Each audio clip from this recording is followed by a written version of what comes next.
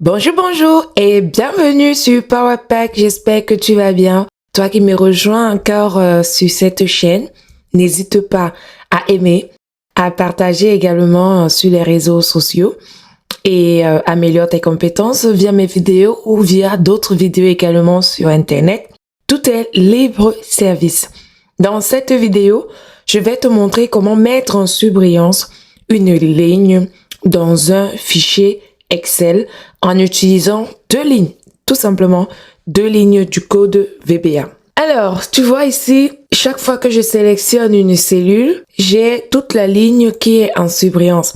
Ceci est souvent très bien lorsque on a à gérer plusieurs lignes, regarder, faire des contrôles. Parfois, quand on partage l'écran avec nos collaborateurs, c'est souvent un peu difficile de savoir où est-ce qu'on est. Même si on clique, on ne peut pas le voir. Ici, on a la possibilité, comme vous voyez à l'écran, de bien visualiser là où on se situe. Et ceci se fait très facilement avec deux lignes de macro. Je te montre ça tout de suite. Ok, me revoilà. Donc ici, nous avons deux façons de faire pour afficher le code.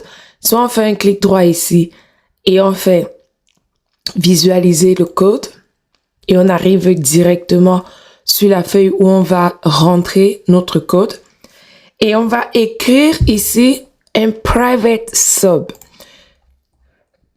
Pourquoi je vais écrire un private sub et pas un sub? Parce que le sub, c'est une procédure ou un bloc de code qui exécute une action précise, alors que le private signifie simplement que la procédure n'est accessible que dans la feuille de calcul sélectionnée. Donc, par exemple, si j'écris private sub, la procédure sera locale, elle n'appartiendra que à la feuille dans laquelle on a rentré justement notre code. Par exemple, ici, je suis au niveau de la feuille 1. Si je me mets sur la feuille 2 et je veux exécuter le programme en private sub de la feuille 1, ça ne se fera pas. C'est pour cela que je vais utiliser pour ce code de surlignage ou de surbrillance d'une ligne à la sélection et effectivement, ça sera également dynamique. J'utiliserai ici le private sub. Donc, je commence par écrire ma ligne private sub. Donc, private sub work sheet pour la feuille.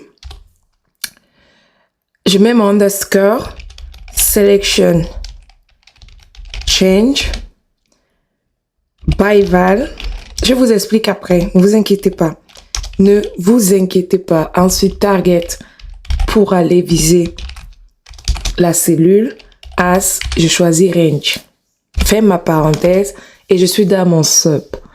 Mon private sub, je vais vous expliquer pourquoi il faut prendre le private sub. Ici, maintenant, le worksheet. Là, c'est la feuille sur laquelle on se situe. Selection change, ici, signifie littéralement changement de sélection. Donc, ça veut dire que lorsque je quitte une cellule à une autre, le VBA va comprendre que je suis en train de changer, en fait, de cellule. Le target, qu'on voit ici, représente tout simplement la cellule actuellement sélectionnée. Donc, si je prends du A5, ça sera A5 comme target, la cellule A5 comme target. Ensuite, le by val. Le by val ici, ça veut simplement dire la valeur. Donc, ici, ça veut dire que VBA va créer une copie temporaire de la cellule sélectionnée pour exécuter le code. C'est pour éviter ici d'effacer complètement les données de la cellule. Donc, c'est une façon pour le VBA de protéger les données pendant que la macro est en train de tourner. Donc là, c'est simplement, on ouvre simplement en fait le code avec le private sub et on va écrire deux lignes.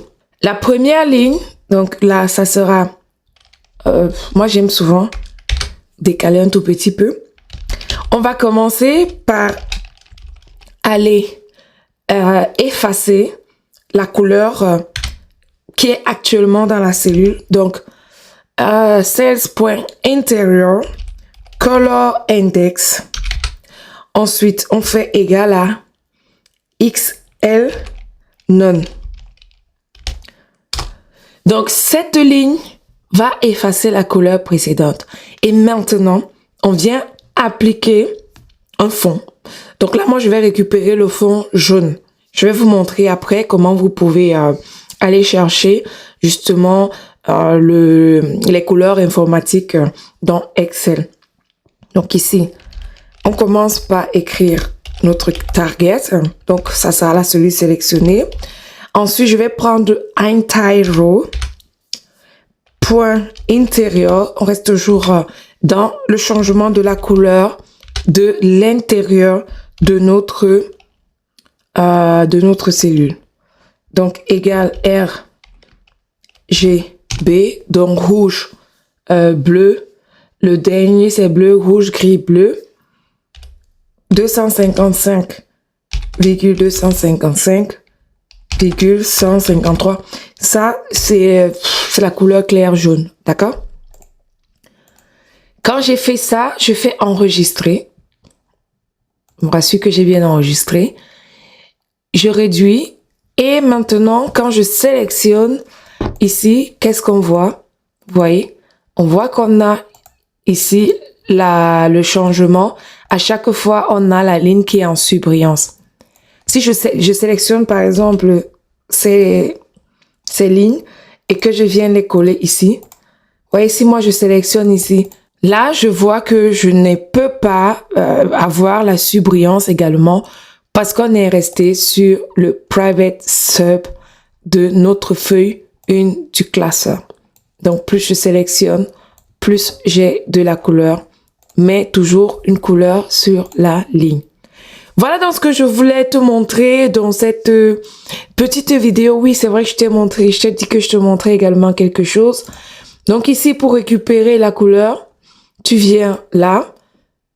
Ensuite, tu fais autre couleur. Et dans personnaliser, tu as ici le ici, RVB, là, qui était le RGB de tout à l'heure.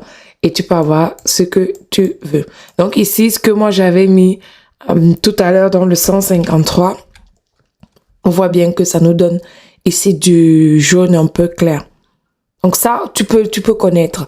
Tu peux mettre n'importe quelle couleur. Tu viens là, tu récupères ces valeurs par rapport à la couleur que tu veux avoir et tu le colles dans ton code. Alors, développeur, tu viens le coller ici dans ton code.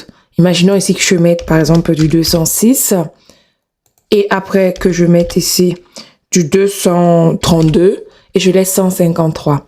Donc, je fais enregistrer et je reviens dans ma feuille 1. Je sélectionne, j'ai plutôt cette couleur.